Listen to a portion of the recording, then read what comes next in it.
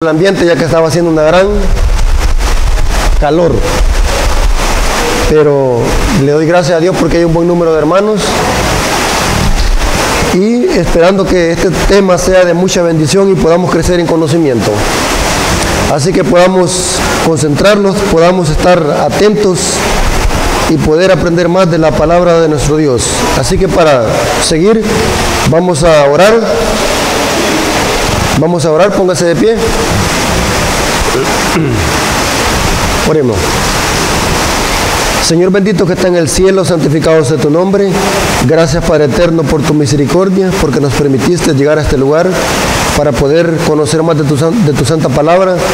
Te pedimos, Señor, de que ilumines la mente de nuestros hermanos y nuestros amigos que han venido a tu templo para oír tu palabra. Te pedimos de que tu Espíritu Santo, Señor, nos guíe a la verdad, nos convenza del pecado, de justicia y de juicio. Gracias, Señor, por todo. En el nombre de Jesús. Amén. ¿Pueden sentarse?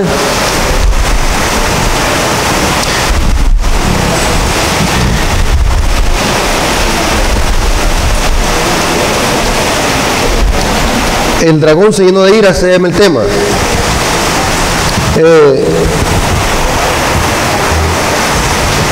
El libro de Apocalipsis sigue la secuencia del santuario. Todo el libro de Apocalipsis está basado en el santuario. La primer parte del capítulo 1 de Apocalipsis inicia con el atrio. La segunda parte del Apocalipsis, que son la segunda parte del capítulo 1 hasta el capítulo 9, tienen que ver con lo que sucede en el lugar santo del santuario. La tercera parte la encontramos desde los capítulos 12 hasta el 22, que tienen que ver con lo que sucede en el lugar santísimo. Y lo que une la segunda parte del capítulo 1 hasta el capítulo 9 y lo que une el capítulo 12 hasta el 22 son dos capítulos que unen esos dos segmentos proféticos, que son los capítulos 10 y el capítulo 11 del Apocalipsis. ¿Me entendieron lo que dije? ¿Cuántos entendieron lo que dije? Repito. La primera parte del capítulo 1 presentan lo que sucede en el atrio del santuario. La segunda parte del capítulo 1 hasta el capítulo 9 tiene que ver con lo que se hace ¿dónde? En el lugar santo del santuario. Porque en estos capítulos se presenta ¿qué? El candelabro de 7 brazos, el altar del incienso, el trono. O sea que se ven los elementos que tienen que ver con ¿qué lugar? Con el lugar santo. Y los capítulos 12 hasta el 22 tienen que ver con el conflicto o lo que se hace ¿dónde? En el lugar santísimo. Y estos dos segmentos proféticos los une los capítulos 10 y los capítulos 11 del Apocalipsis, que se le conocen como un interludio que une estos dos segmentos proféticos. O sea que lo que pasa en el capítulo 10 y el capítulo 11 es, vamos a ver, tal vez mañana voy a hablar de eso, es lo que pasó aquí en esta tierra al momento que Jesús estaba pasando del lugar santo al lugar santísimo. Los capítulos 10 y capítulo 11 de Apocalipsis presentan detalladamente lo que se le conoce en términos adventistas como el gran chasco de 1844. El librito abierto, que eso, el libro que era dulce y amargo, era necesario que profetizara otra vez sobre muchos pueblos y lenguas. Es una alusión a lo que sucedió el 22 de octubre de 1844. Muy importante eso. El conflicto entre el bien y el mal, al final de la historia, tiene que ver desde los capítulos 12 hasta el capítulo 22 de Apocalipsis. Porque estos capítulos están centrados ¿en qué lugar? En el lugar santísimo, el santuario. ¿Cómo lo sabemos eso? Vamos a notar que en el capítulo 12 se presenta a una mujer vestida de sol con la luna bajo sus pies, que es un símbolo de la verdadera iglesia, y que al final dice que esta mujer guarda los mandamientos de Dios. Pregunto, ¿dónde estaban los mandamientos de Dios? Vimos ayer. ¿Pero en qué lugar? En el lugar santísimo. ¿Están notando? O sea que el conflicto entre el bien y el mal tiene que ver ¿con qué? Con lo que se hace o con lo que hay en el lugar santísimo del santuario celestial, ¿sí? Ahora, vamos a notar de que el diablo odia las verdades que están en el lugar santísimo, que son el maná, la vara de Aarón y las tablas del pacto, que ayer notamos que representan grandes verdades espirituales para el pueblo de Dios, ¿sí? Ahora, vamos a notar que el diablo odia una de estas verdades más que todas, y es la ley de Dios. El ataque del diablo es contra el lugar santísimo, porque el diablo odia las verdades que están en el lugar santísimo. Vamos a notar que la Biblia enseña de que el diablo odia la ley, porque la ley tiene que ver con lo que hay en el lugar santísimo, ¿sí? Miren lo que dice Apocalipsis 12:17. Apocalipsis 12:17 dice lo siguiente: entonces el dragón se llenó de ira contra la mujer. ¿Quién es esa mujer? Símbolo de la iglesia. Y se fue a hacer guerra contra el resto de la descendencia de ella. Es decir, ¿quiénes? Los que guardan los mandamientos de Dios y tienen el testimonio de Jesús. Aquí notamos de que Satanás odia a la iglesia. ¿Por qué razón? Porque la iglesia guarda los mandamientos de Dios.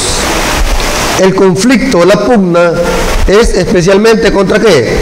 Contra la santa ley de Dios. Y el diablo va a tratar, y lo va a hacer, de extirpar y aniquilar a todos aquellos que guardan los mandamientos de Dios al final de la historia. Porque aquí dice el texto que el dragón se llenó de ira. Notemos que en el Apocalipsis tenemos la ira de Dios, que ha sido vaciada del puro en un cáliz, que son ¿qué? Las 7 plagas postreras.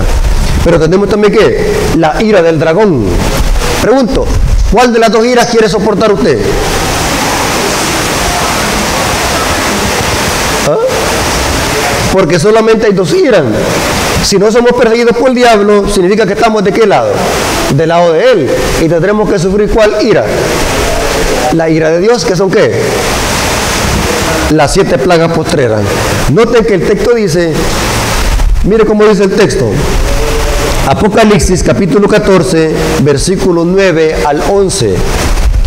Vamos a notar de que hay un contraste. Los que adoran a la bestia y un grupo selecto que se dice que son los que guardan los mandamientos. Vamos a notar ese contraste. Mire cómo dice. Según se cree, y es cierto, que esto que vamos a leer en este momento es la mayor amonestación que Dios haya dado a los habitantes de esta tierra. Esta es la mayor amonestación. Y mire cómo dice.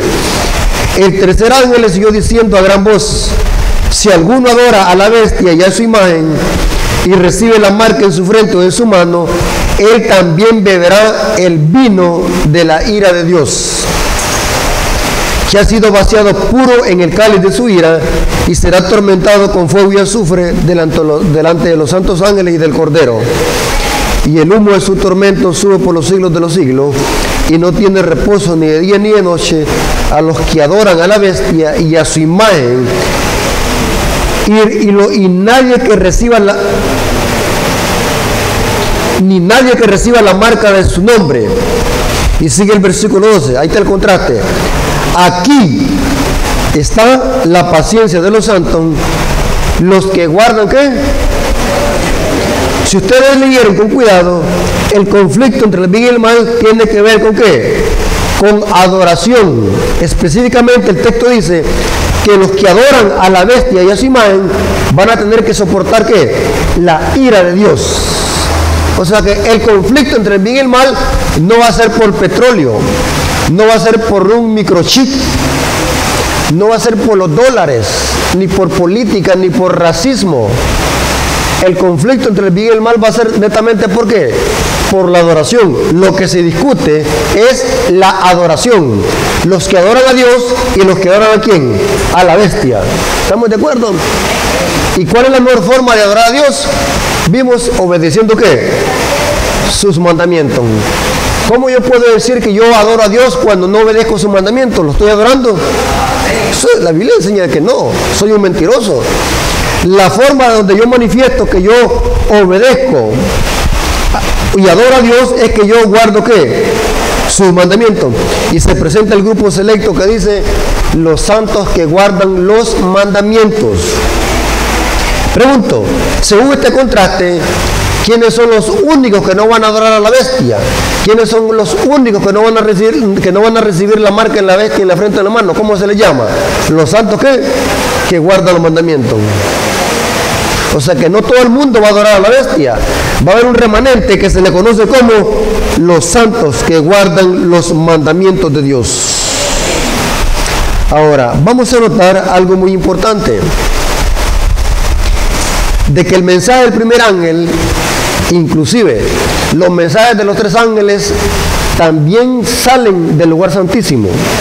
Lo vamos a notar en el mensaje del primer ángel. Apocalipsis capítulo 14, versículo 7. Observen qué es lo que manda este mensaje o este primer ángel. Apocalipsis capítulo 14, versículo 7 dice, diciendo a gran voz, temed a Dios y dadle gloria. ¿Qué dice el mensaje del primer ángel? Temed. Pregunto, ¿hay que tenerle miedo a Dios? Porque el texto dice temed, o sea que hay que tenerle miedo a Dios. ¿Qué significa temer en la Biblia? Y vamos a notar que la palabra temer en la escritura significa obedecer. Eclesiastés capítulo 12, versículo 13. Observen cómo dice el sabio Salomón. Eclesiastés 12:13. El fin de todo el discurso oído es este: teme a Dios. ¿Hay que tenerle miedo a Dios como a un espanto? No creo. ¿Qué significa la palabra temer a Dios en el contexto bíblico? Mire cómo dice: y guarda sus mandamientos, porque este es todo el hombre. Pregunto, ¿la palabra temer con qué se relaciona? ¿Con guardar qué? O sea que en el mensaje del primer ángel están implícitos ¿qué? La observancia de qué? De los mandamientos. Volvamos otra vez al mensaje del primer ángel. Apocalipsis capítulo 14, versículo 7 dice, diciendo a gran voz, temed a Dios y dadle gloria, porque la hora de su juicio ha llegado. Y adorado. ¿Notaron? Acabamos de ver de que la bestia busca ¿qué? Que se le adore. Pero el mensaje del primer ángel manda al mundo a que adoren ¿a quién? Sigamos leyendo. Y adorar a aquel que hizo el cielo, la tierra, el mar y las fuentes de las aguas. Dos grupos: los que adoran a Dios y los que adoran a la bestia. El mensaje del primer ángel insta al mundo a que adoren a aquel que hizo el cielo, la tierra, el mar y las fuentes de las aguas. Vamos a notar en el capítulo 13 de Apocalipsis, donde se habla de dos bestias, una acuática y una terrestre. Observen los siguientes textos. Varias veces se menciona el término adorado. O sea que la marca de la bestia tiene que ver con ¿qué? Con adoración, no con un chip. Si usted encuentra a un cristiano que está proclamando un mensaje de que la marca de la bestia va a ser un chip, que le van a poner a la gente en la frente o en la mano, eso es mentira. No se crea esos cuentos. Lea su Biblia, investigue. Noten. Versículo 4. Y adoraron al dragón. ¿Qué es lo que busca el dragón? Que se le adore. Y adoraron al dragón que había dado autoridad a la bestia. diciendo: ¿quién como la bestia y quién podrá luchar contra ella? Versículo 8. Se vuelve a repetir el término adorar. Y la adoraron todos los moradores de la tierra, cuyos nombres no estaban escritos en el libro de la vida del Cordero, que fue inmolado desde el principio del mundo. ¿Notaron, hermanos, qué es lo que busca la bestia? Que se le adore. Vamos a notar el versículo 15. Y se le permitió infundir aliento a la imagen de la bestia. Por falta de tiempo no podemos explicar tanto detalle, hermano. Aquí en esta semana estamos tocando solamente los puntales. Pero mire cómo dice: y se le permitió infundir aliento a la imagen de la bestia, para que la imagen de la bestia hiciese matar a todo aquel que no la adorase. ¿Notaron, hermanos? Que el conflicto entre el bien y el mal tiene que ver con ¿qué? Con adoración. Adoración a la bestia o adoración ¿qué? Al creador de los cielos y la tierra. Dos grupos, no hay términos medios. Adora a Dios o adora a la bestia. Pero lo que me llama la atención, que el texto dice: adorad a aquel que hizo el cielo, la tierra, el mar y las fuentes del agua. Esas palabras son muy importantes que las notemos. Es un imperativo. Adorad a aquel que hizo el cielo, la tierra, el mar y las fuentes del agua. Adoren. A ese tienen que adorar. No a la bestia, no al dragón. Adoren al único creador de los cielos y la tierra. Ahora la pregunta es: ¿por qué es que hay que adorar a Dios? ¿Cuál es la motivación correcta para adorar a Dios? ¿Por qué se debe de adorar a Dios y no a la bestia? ¿Cuál es la adoración? ¿O por qué adoramos a Dios? ¿O cuál es el centro de la adoración? Vamos a notar algunos textos bíblicos que nos presentan este principio. Nehemías 9:6. Vamos a notar que aún los ángeles adoran a Dios, pero ¿cuál es la motivación? ¿Cuál es el motivo por adorarlo? ¿Cuál es el motivo de la adoración a Dios? Mire cómo dice Nehemías 9:6. Tú solo eres Jehová. Tú hiciste los cielos y los cielos de los cielos, con todo su ejército, la tierra y todo lo que está en ella, los mares y todo lo que hay ¿en qué? En ellos. Tú vivificas todas estas cosas y los ejércitos de los cielos te adoran. ¿Pero por qué te adoran? El contexto dice: porque tú hiciste los cielos y la tierra y todo el ejército de ellos. ¿Cuál es la motivación correcta de adorar a Dios? Es porque Él es nuestro ¿qué? Creador. Los ángeles adoran a Dios porque es nuestro ¿qué? Creador. Los ángeles adoran a Dios porque los ángeles fueron creados ¿por qué? Por Dios. Observen cómo dice Salmo 95, versículo 1 al 6. Salmo 95, versículo 1 al 6 dice lo siguiente: venid, aclamemos alegremente a Jehová, cantemos con júbilo a la roca de nuestra salvación, lleguemos ante tu presencia con alabanza, aclamémosle con cánticos. Y quiero hacer un paréntesis aquí. Pregunto: ¿puedo adorar a Dios con bachata cristiana? ¿Con perreo cristiano? ¿Con rock cristiano? Según el Salmo. ¿Por qué no? ¿Con cumbia cristiana? ¿Con pop cristiano? ¿Y con alabanzas cristianas románticas? Pero si ustedes me están diciendo no, entonces ¿por qué permiten eso aquí en la iglesia? ¿Por qué permiten música de Rabito, de Jesús Arán Romero y esa música rockera? Si es música rock con ritmo rockero, las letras le cambian.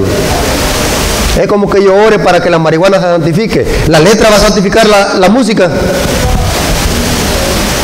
Tremendo. Observen cómo dice el Salmo: la verdadera oración va incluida la música.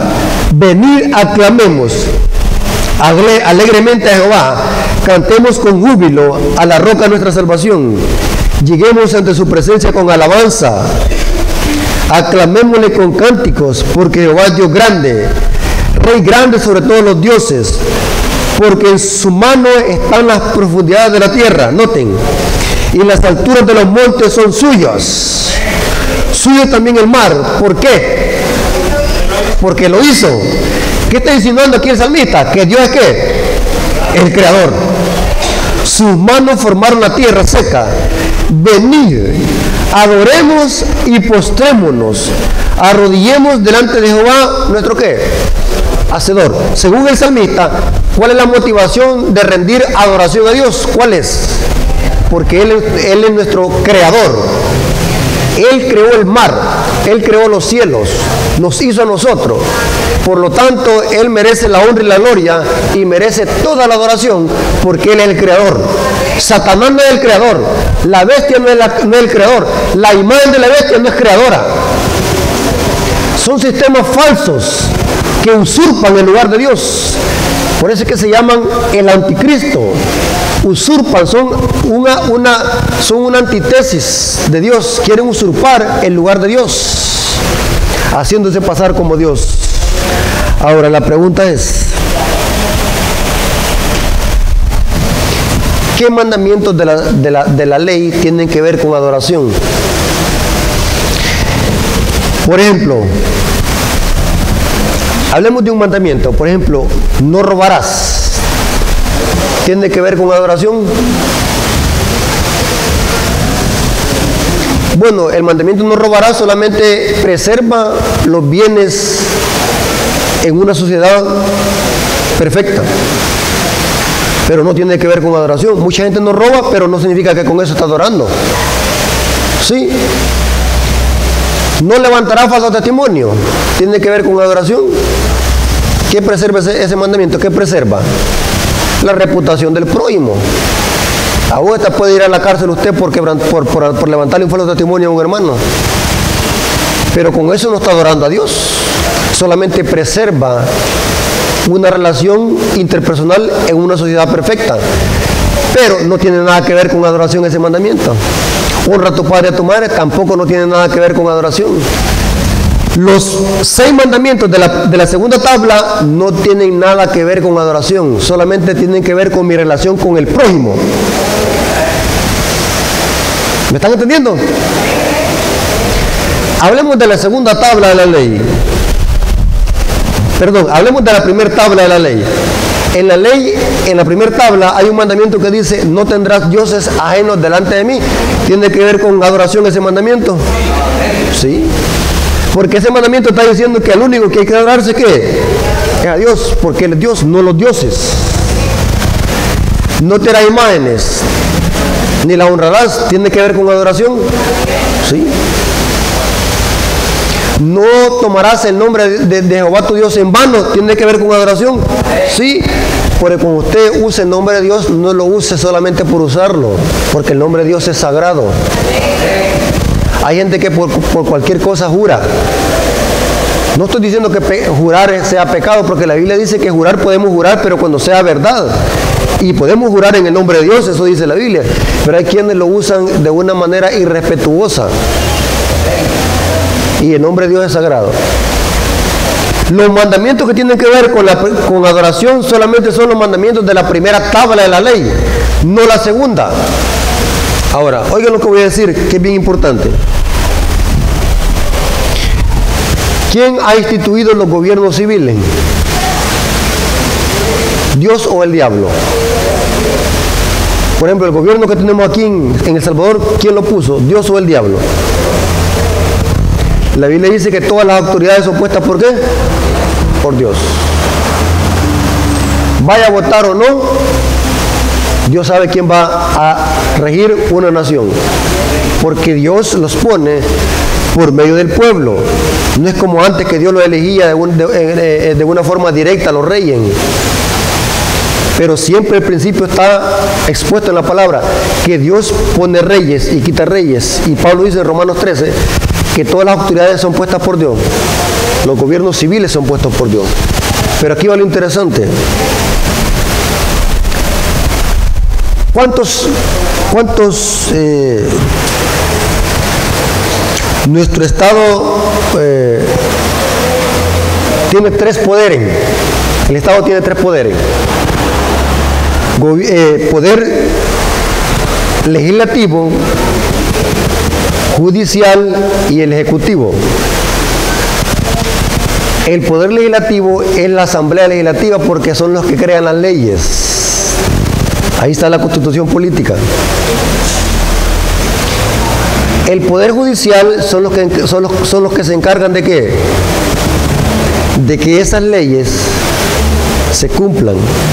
Y el ejecutivo, que ahí está la autoridad, son los que se encargan de ¿qué? De penar o castigar al que infringe la ley. Esos tres poderes del país son puestos por Dios. Pero ahora viene lo interesante. La autoridad está en su pleno derecho de meter a la cárcel a un hermano que haya matado.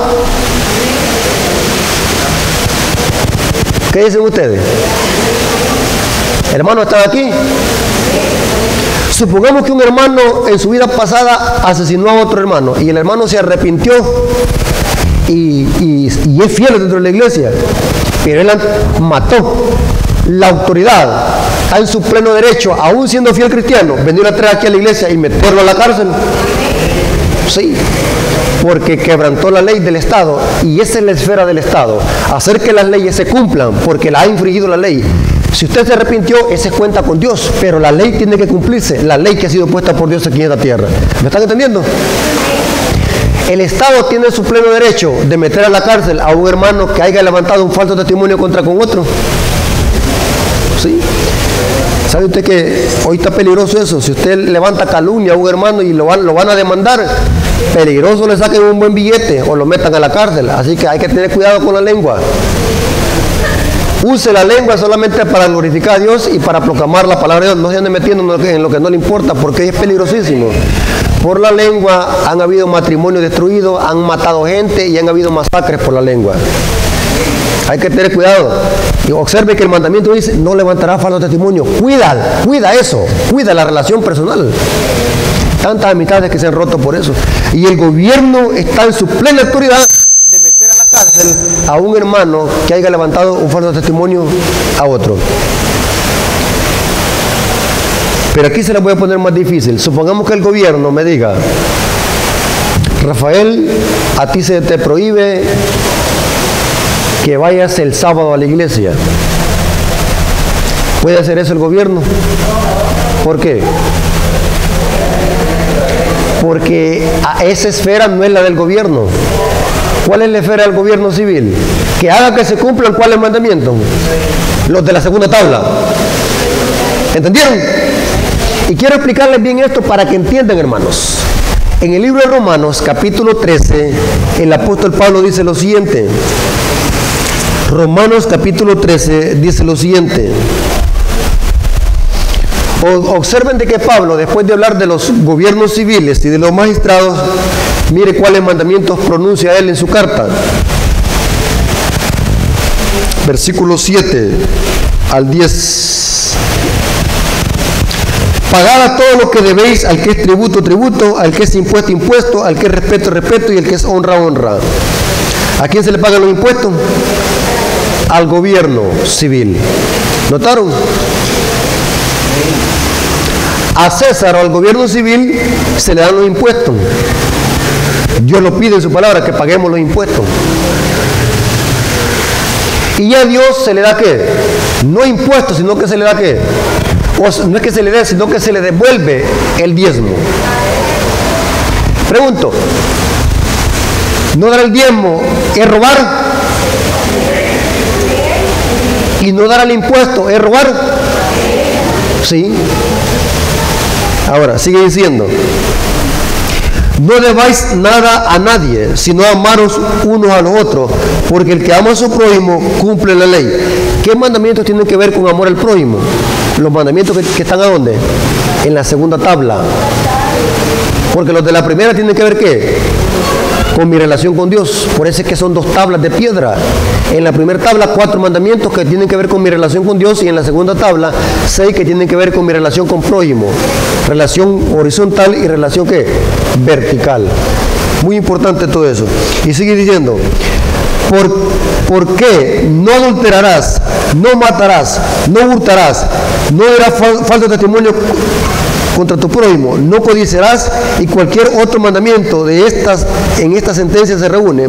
Amarás a tu prójimo como a ti mismo.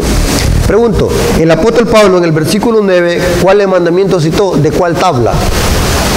No citó ninguno de la primera. Los que citó, ¿cuáles son? De la segunda tabla. O sea, César o el poder civil tiene que gobernar y hacer que se cumplan ¿cuáles mandamientos? Los de la segunda tabla. El poder civil no puede meterse en la primera tabla, porque esa es mi relación con Dios. Yo puedo adorar una vaca, yo puedo adorar una piedra, yo puedo adorar un árbol, aunque esté mal delante de Dios, pero el gobierno civil no puede meterse en eso, ni puede meterme a la cárcel, porque esa no es la esfera del poder civil. ¿Me están comprendiendo, amigos y hermanos? Yo puedo adorar a lo que me dé la gana, y César no me puede meter a la cárcel, porque esa no es la esfera. ¿Estamos de acuerdo? Ahora, vamos a ver un detalle muy importante. ¿Cuál de los mandamientos de la primera tabla tienen que ver específicamente con adoración a Dios? ¿Cuál?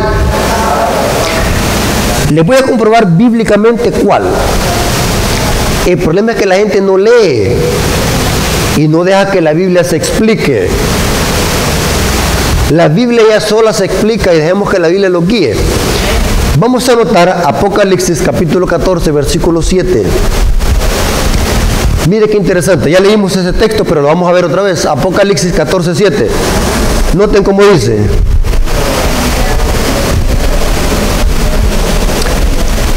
Diciendo a gran voz, temed a Dios y dadle gloria, porque la hora de su juicio ha llegado.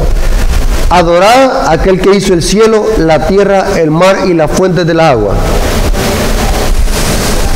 Saben que en el Apocalipsis hay más de 1000 referencias al libro de Génesis y a otros libros que escribió Moisés. Y esta referencia, ¿saben de dónde la tomó Juan prestada? Del cuarto mandamiento de la ley de Dios. Éxodo, capítulo 20, versículo 8. El único mandamiento de la ley que identifica a Dios como creador de los cielos y la tierra es el cuarto mandamiento de la ley de Dios. Éxodo 20, 11. Y notarán que son las mismas palabras que se mencionan en el mensaje del primer ángel. Dice, porque en 6 días hizo Jehová los cielos y la tierra, y el mar y todas las cosas que en ellos hay, y reposó en el día séptimo. Por tanto, ¿por qué debemos de guardar el sábado? Aquí dice, por tanto.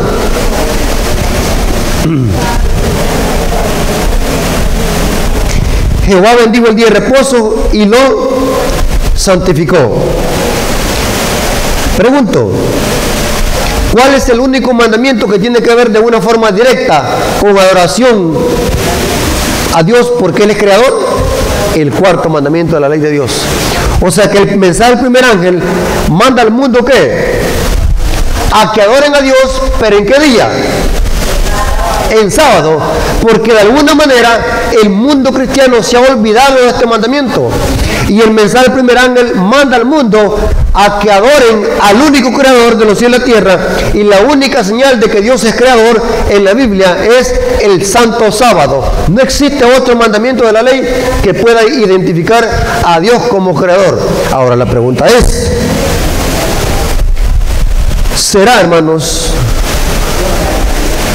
de que de alguna manera la bestia impondría un día espurio, un día contrario a esta señal conmemorativa de la creación? Sí. Usted puede notar en un catecismo católico y se va a los mandamientos del catecismo y notará que la Iglesia Católica ha suprimido 2 mandamientos. no te harás imágenes y acuérdate del sábado para santificarlo. Y en lugar de las imágenes, como quedarían 9, el 10º lo ha dividido en 2, y en lugar del cuarto ha puesto santificar las fiestas de guardar los domingos. Y por eso es que la Iglesia Católica a los niños en la catequesis no les dan doctrina con la Biblia, sino que les dan doctrina con el catecismo. Aunque en la Biblia católica están los mandamientos, pero la Iglesia Católica insiste en que se deben doctrinar a los niños ¿con qué? Con el catecismo católico. La Biblia católica es más clara. La mejor forma de adorar a la bestia, ¿saben cuál es? Obedeciendo mandamientos de hombre. Tremendo. ¿Será que la bestia tiene también su mandamiento? Voy a leerle algunas citas de libros católicos. Mire cómo dicen ellos.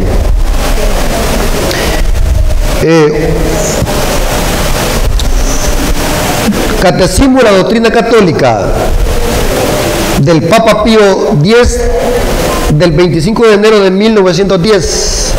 Esta es una bibliografía católica. Observen cómo dice. La Iglesia Católica acepta categóricamente de que ellos han cambiado el sábado al domingo. Ellos lo dicen. Esto que voy a leer, hermano, no es ningún protestante que lo dice, ni ningún adventista. Ellos mismos lo están apoyando. Oigan cómo dice. Observamos el domingo en vez del sábado porque la Iglesia Católica en el concilio de la Odisea transfirió la solemnidad del sábado al domingo. ¿Quién hizo el cambio? Ellos están aceptando que ellos fueron los que cambiaron. No fue Jesús ni los apóstoles. La misma Iglesia Católica está aceptando que fueron ellos que cambiaron ¿qué? La observancia del sábado al domingo. Les voy a leer ahora otra cita. Esto es de un Monseñor Luis Segur. En un libro llamado, casi no sé inglés, pero en los volantes que el hermano Rodrigo les va a dar, ahí van a estar estas citas. Y en el video, en el pie del video van a estar también estas citas. No lo puedo pronunciar porque está en inglés. Pero dice aquí lo siguiente.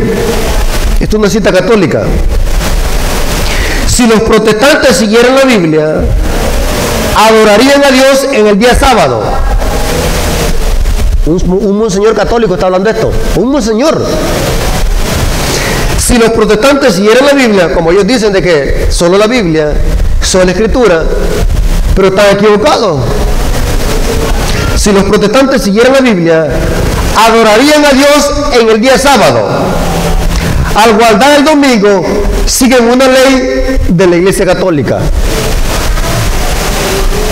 Tremendo, hermanos. La observancia del domingo por los protestantes es un homenaje que rinden a pesar de ellos mismos a la autoridad de la Iglesia Católica. Una cita que está pronunciando un monseñor católico. Hay muchas citas donde la misma Iglesia Católica enseña de que la Iglesia Católica, ellos cambiaron la solemnidad del sábado al domingo. Notaron, hermanos, que el conflicto entre el bien y el mal va a ser por los mandamientos, especialmente por ¿cuál? El cuarto. Por falta de tiempo, hermano, no puedo presentar eso, hermano. Pero la marca de la bestia tiene que ver con la ley dominical, con el domingo por imposición, por ley, por decreto legislativo. Vendrá un tiempo donde por ley, impuesto por ley, imperativamente y por decreto de muerte, la bestia o el sistema papal mandará a que se guarde el domingo como día de reposo por ley. Y el que no haga eso va a ser muerto. Vendrá un tiempo, amigos y hermanos, que ahí se probará quién es el verdadero adventista. Hoy todos podemos decir somos adventistas, venimos tranquilos a la iglesia los sábados con la Biblia y con nuestro ignario, pero vendrá un tiempo donde cada alma será probada y ahí se notará quién es el verdadero adventista. Cuando diga, yo prefiero morir sin antes quebrantar ¿qué? Uno de los mandamientos de Dios, y se volverá a repetir la historia de los 3 hebreos. Los 3 hebreos en la llanura de Dura, el rey Nabucodonosor, un rey político que había sido puesto por Dios, pero este rey estaba imponiendo una ley que no era su esfera, una ley de adoración. Y los 3 jóvenes hebreos dijeron, no, lo sentimos, aunque Dios te haya puesto a gobernar, y era un rey con autoridad, pero esa esfera no te corresponde, así que no adoraremos tu imagen. Y se quedaron parados. Aunque Dios nos defienda, pero nosotros no adoraremos tu imagen. Y dice la historia que fueron lanzados al agua de fuego, a un horno de fuego. Y dice que estos jóvenes tenían una convicción de que era verdadera adoración, una verdadera fe inquebrantable, que no les importara si Dios los defendía o no. Y dice la Biblia de que Dios los protegió y ni tan siquiera no huelían, pero ni a ceniza. Y saben algo bien interesante, hermano, ese horno de fuego representa la persecución o el tiempo de angustia de Jacob, donde el pueblo de Dios al final de la historia va a ser probado y perseguido por serle fiel a Dios, a su mandamiento. Si hoy como adventistas estamos viviendo en tiempo de paz, somos tan flojos que no le somos fieles a Dios, imagínense cuando venga la prueba, el fuego. Somos tan débiles en la fe que por un plato de lentejas vendemos nuestra primogenitura y somos infieles a Dios en la iglesia. Sí, imagínense, hermano, que a nadie están persiguiendo hoy, a nadie persiguen por guardar el sábado, y miren cómo la iglesia está de sola. Imagínense cuando venga la persecución. Tremendo. Hay hermanos que porque les pagan más en un trabajo ya no quieren venir a la iglesia los sábados por unos cuantos dólares. O jóvenes que porque el profesor les dice que les va a aplazar la materia, van los sábados a hacer los exámenes o las pruebas. Imagínense. Estamos débiles. Y por eso es que dice el hermano Guay, temo decirlo, dice, que ni uno de cada 20 está preparado para lo que venga. Ni uno, que tan siquiera ya dijera uno de cada 20, pero ni uno de cada 20 es más difícil, hermanos. Eso significa, hermanos, que como pueblo de Dios debemos despertar y ver en qué terreno estamos preparados, porque lo que se le avecina al pueblo es muy tremendo. La Biblia dice que el dragón se llenará de ira contra la mujer que guarda los mandamientos, porque el diablo no es que odie todos los mandamientos, aunque sí, pero el diablo tiene una táctica, porque él sabe que si él ataca un mandamiento, los otros ¿qué? Se vienen o se desboronan. Porque si ustedes notan, hermanos, el mundo cristiano puede aceptar 9 mandamientos, pero no 10. ¿Sí o no? La gente habla mal del sábado, ataca el sábado, manipulan la Biblia y la tuercen para atacar el sábado, porque el mundo cristiano solamente el sábado no quiere. Usted platique con un evangélico de otra denominación, podemos matar, podemos adulterar, y él le va a decir, no, Dios quiere que respetemos esos mandamientos porque son la ley de Dios. Pero cuando le menciona el sábado, ¿qué es lo que dicen? El sábado fue para los judíos o quedó abolido. El único mandamiento que Satanás no quiere es el sábado. Por eso es que Dios manda por medio de los mensajes de los 3 ángeles que salen del lugar santísimo a que se adore a Dios, porque Él es el único creador. Es una advertencia y un llamado a que adoremos a Dios y guardemos su día santo, que el mundo cristiano ha olvidado en esta etapa de la historia. Un mandamiento que el mundo cristiano ha olvidado. Y Dios como adventista nos ha llamado a nosotros, a cada uno de nosotros, para que podamos proclamar estas verdades a toda nación, tribu, lengua y pueblo. Voy a terminar con una cita de Elena White. Esto es tremendo lo que voy a decir. Primeros Escritos, página 63. Observen cómo dice esta cita. Adventistas del séptimo día, pongan atención, abran sus oídos. Miren, si usted es predicador o anciano, póngale atención a esta cita. Si usted es ministro de la iglesia adventista, póngale atención a esta cita. Y deje de estar predicando sermones tibios. Mire cómo dice. Vi la necesidad especial que tienen los mensajeros. Aquí en Elena White, ¿sabe a quiénes le llaman mensajeros? A los que tienen cargos de responsabilidad en la iglesia y predican. Los mensajeros. Vi la necesidad especial que tienen los mensajeros de velar y detener todo fanatismo donde quiera que se levante. Satanás está premiando por todos lados, a menos que seamos vigilantes al respecto y tengamos los ojos abiertos para ver sus lazos y trampas. y llevemos puesta toda armadura de Dios, los dardos del fuego del maligno no nos alcanzarán. Y mire la parte que yo quiero que leamos. Son muchas las preciosas verdades que contiene la palabra de Dios, pero es la verdad presente lo que el rebaño necesita. ¿Oyeron? Hay muchas verdades en la Biblia, pero como iglesia y el mundo no necesita que se le predique lo que están oyendo allá afuera. El mundo sabe que Jesús nació en un pesebre. Eso ya lo sabe el mundo.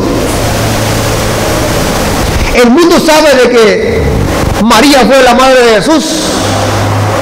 El mundo sabe de que Jesús platicó con la samaritana. El mundo ya sabe eso. El mundo sabe que Jesús resucitó a Lázaro.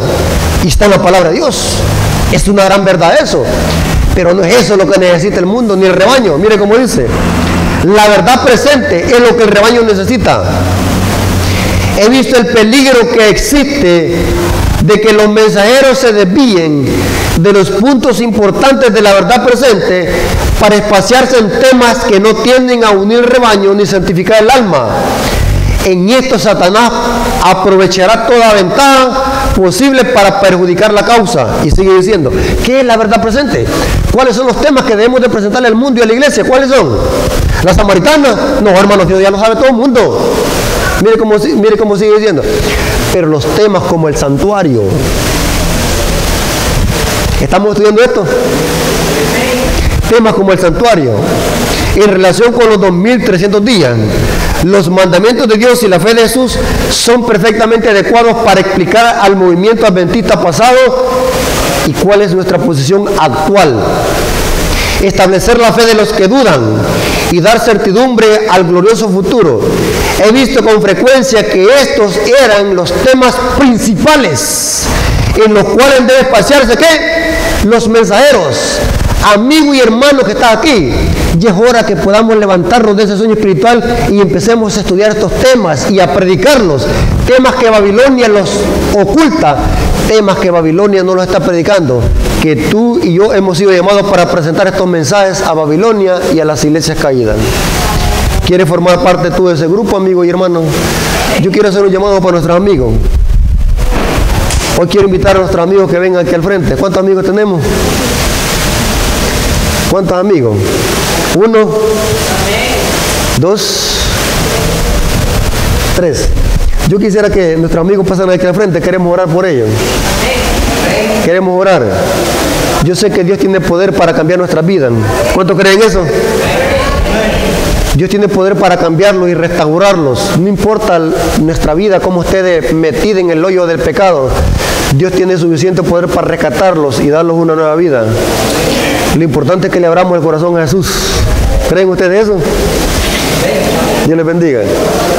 ¿Algún otro amigo que pueda pasar aquí al frente? Queremos hacer una oración y queremos orar por ustedes. ¿Algún amigo que está aquí? ¿Otro amigo que haya venido aquí de visita? Queremos orar. Queremos orar y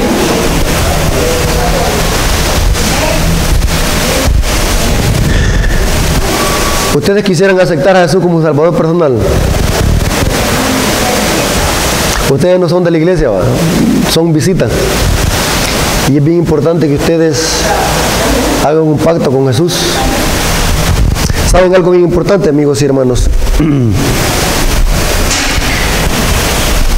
Nunca sabemos si vamos a amanecer vivos mañana. Nadie tiene garantía de eso. Y es bien importante que nosotros podamos hacer cuenta con Dios hoy que hay tiempo. Yo conozco testimonios de personas donde he hablado con ellos en el momento y el siguiente día han muerto. No se sabe de qué puede morir uno, pues de un accidente. Aquí en este mundo andamos, no se sabe pues cómo podemos terminar nosotros. Por eso es que la Biblia dice, hoy es el día de salvación. Hoy que estamos vivos, nosotros debemos de abrirle el corazón a Jesús y pedirle perdón por nuestros pecados y entregar nuestra vida a Él. Yo quiero hacer una pregunta a nuestros amigos y hermanos.